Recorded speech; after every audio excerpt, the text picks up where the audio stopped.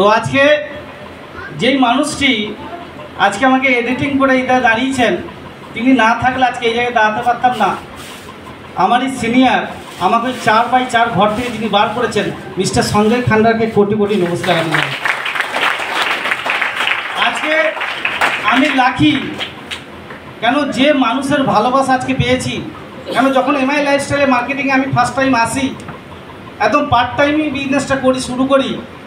আমাকে প্রচুর লোক বলেছিল এসব টুপি পরানো বিজনেস, ছেলেধারা বিজনেস, 45-46 জন কেউ হাত ধরেনি। বিলিভ মি, আজকে 46 জন প্লাস ব্যক্তিকে যখন 47 জন মানুষকে আমি এমআই লাইফস্টাইলে প্ল্যান শেয়ার করি, আর সেই মানুষটা আমাকে বিশ্বাস করে 10,000 তুলে দিয়েছিল, আর তাকে নিয়ে পরিশ্রম করে আজকে 1,500 মানুষের লম্বা মিছিল চলছে মাই লাইফস্টাইলে। আমার আজকে আমি নিজেকে লাকি মনে করি, কেন আজকে জীবনে এই বিজনেস আজকে অনেক বছর করছি, কিন্তু কোনোদিন ফ্যামিলিকে নিয়ে আসিনি।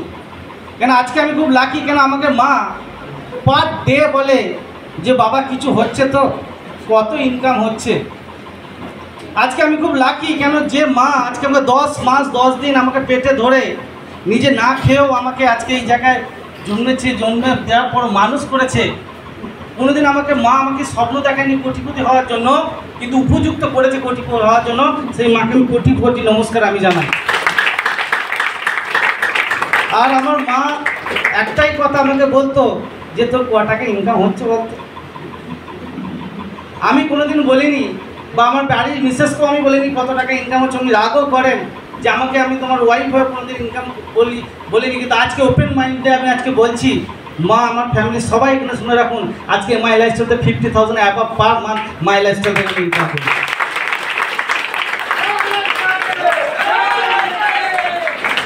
কেন আজকে জীবনে বড় কিছু করতে গেলে আপনাকে বড় কি চিন্তা ভাবনা করতে হবে। কেন এমআই লাইফস্টাইল এখানে আসার জন্য প্রচুর মানুষ আজকে আমাকে অনেক এক্সকিউজ দেখিয়েছে যে স্যার বাড়িতে কেউ মারা গেছে, কেউ আবার অনেক কিছু সমস্যা দেখিয়েছে। একটা কথা জানবেন, জীবনের স্যাক্রিফাইস ত্যাগ না করলে কোনোদিন লাইফে বড় কিছু হওয়া যায়নি। আজকে আমি এখানে জিজ্ঞেস করে আমার মা মিসেস আছে, কোনোদিন রাত 1টার আগে আমি ঘর আসতে পেরেছি? মা আসতে পেরেছি কোনোদিন রাত 1টার আগে?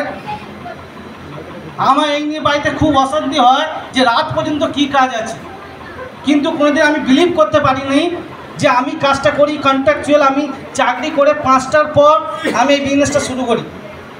আর যেখানে আমার বাড়ি থেকে আমি 70 কিলোমিটার 60 কিলোমিটার দূরে আমার সেক্টর, আর যেখান থেকে সাপোর্ট করে আমাকে বাড়ি ভিতরে রাত 1টা বেজে যায়, আমার বাড়ির লোক আমার ওপর অফেন্ডেড। কেন আজকে আমি যখন জন্মাই আমি দেখেছি আমি বিপিএল পরিবারে জন্মেছি, আমাকে নিজেকে সৎ পথে কিছু করতে হবে। আজকে লাকি এমআই লাইফস্টাইলের মতো আমি সুযোগ পেয়েছিলাম। আজ এখানে যতজন মানুষ আছে তারা মনে হচ্ছে আমি সাকসেস, ইয়েস অর নো? কিন্তু না, আমি সাকসেস নই। আমি নিজেকে সেদিন সাকসেস মনে করব এখানে প্রত্যেকটা বসে থাকা মানুষ এই স্টেজে দাঁড়াবে, আমি পেছনে যেয়ে দাঁড়াবো, আর আপনাদের কথা শুনবো, সেদিন আমি নিজেকে সাকসেস মনে করবো। জীবনে আমাদের মধ্যে জেদটা চলে গেছে যে লাইফে কিছু করে দেখাবো। রাত 11টা পর্যন্ত আমার চ্যালেঞ্জ যে একজনকে অ্যাচিভার বানিয়ে ছাড়বো। তিনি হয়তো আরামসে ঘুমোচ্ছে, আমার ঘুম নাই, তাকে অ্যাচিভার বানিয়ে আমি তারপর ঘুমিয়ে গেছি। স্যার জীবনে জেদ আছে লাইফে কিছু করার। আমাকে প্রচুর মানুষ ইগনোর করেছিল, প্রচুর মানুষ আমাকে নেগলেক্ট করেছিল।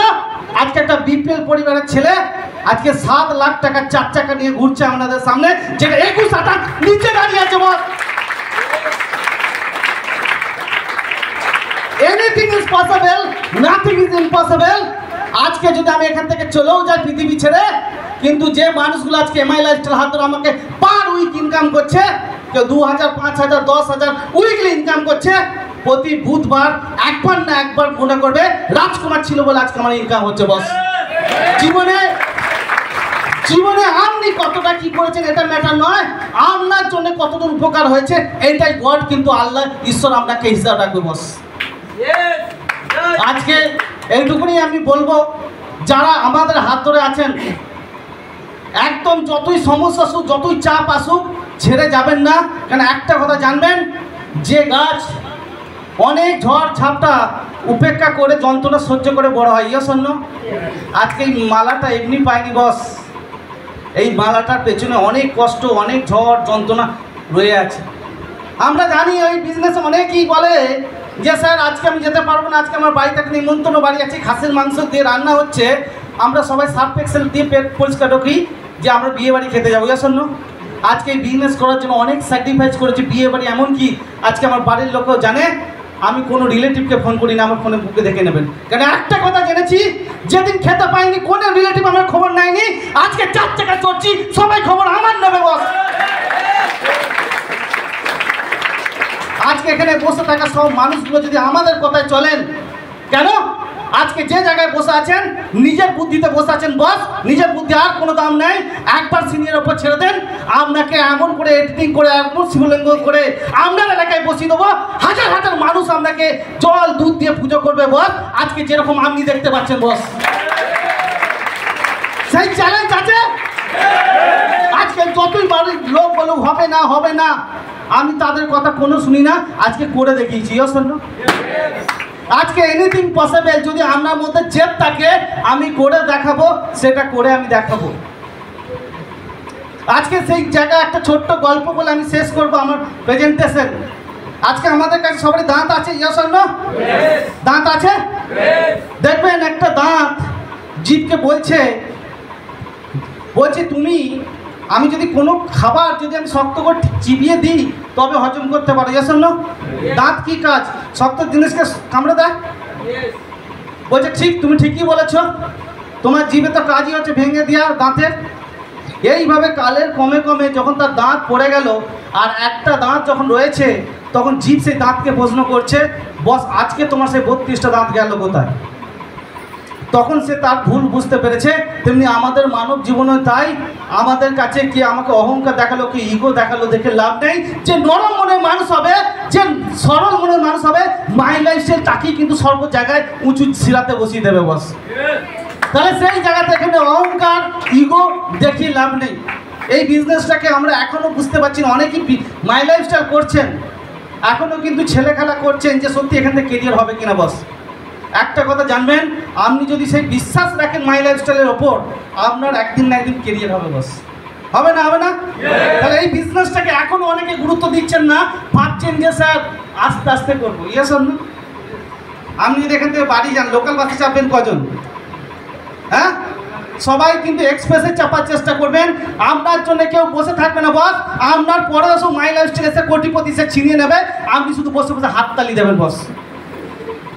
জীবনে অনেক অভাবের মধ্যে বড় হয়েছি, কেন একদিন 2 টাকা একটা পাউরুটি খাওয়ার জন্য বাবাকে অ্যাপ্লিকেশন করতে হয়েছিল যখন 5-এ পড়ি, যে আমাকে একটা পাউরুটি খেতে হবে।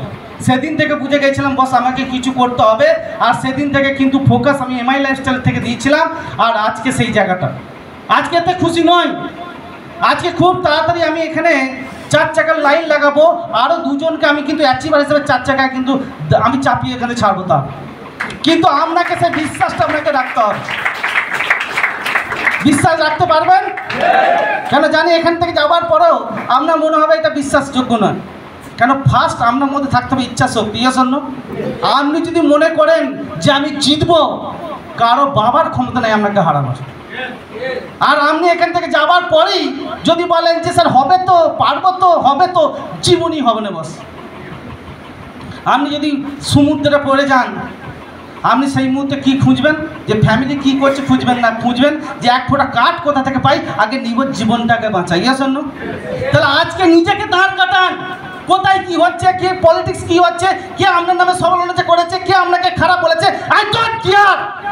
আজকে আপনাকে এখান থেকে কেরিয়ার করে সেই মানুষটাকে দেখিয়ে দিতে হবে, সেই মানুষটা আপনাকে সারা জীবন মাথা নত করে আমাদের সামনে যাবে বস। কিন্তু আপনি শত্রু শক্তি দিয়ে আপনি জব্দ করতে পারবেন না। আমরা সাকসেস দিয়ে, আপনার ডেভেলপমেন্ট দিয়ে তাকে শিক্ষা দিয়ে দেন যে আই এম কি চিজ। আজকে এখান থেকে আমার স্বপ্ন আছে খুব তাড়াতাড়ি আজকে এনটিসিটা করবো, আর যেখান থেকে আমার স্বপ্নের গাড়ি BMW চড়বো, আমার এলাকায় মিনিমাম 60 লক্ষ টাকার গাড়ি চলবে, এটা আমার বিশ্বাস।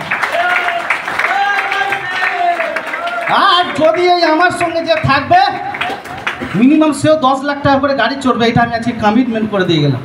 কিন্তু এই যতদিন থাকবেন নিজের বুদ্ধি লাগাবেন না, সিনিয়র ওপর ছেড়ে দিন। আপনাকে এমন সুন্দরভাবে আজকে সমাজে দাঁড় কাটিয়ে দেবো, হাজার হাজার মানুষ কিন্তু আপনাকে দেখতে আসবে, টিকিট কেটে দেখতে আসবে বস। আজকে সেই জায়গা থেকে আজকে আমার প্রেজেন্টেশন শেষ করলাম। তো আপনাদের যাত্রা শুভ হোক এই বলে আমার ছোট্ট presentation. Thank you. Joy lifestyle. Thank you so much আমাদের রাজকুমার রায় স্যারের জন্য থ্যাংক ইউ। তো স্যারের পরিশ্রম দেখে একটা কথা বলতে ইচ্ছেই করছে, স্যার যেভাবে পরিশ্রম করে। बोलছে একটা शायरी हिंदी में যে पानी से नहाओगे तो लिबास बदलोगे, पानी से नहाओगे तो लिबास बदलोगे और पसीने से नहाओगे तो इतिहास बदलोगे। तो এইরকম ইতিহাস বদলাচ্ছে আমাদের রাজকুমার রায় স্যারের জন্য জোরে এক হাতের তালি হয়ে যাক friends. Thank you sir, welcome.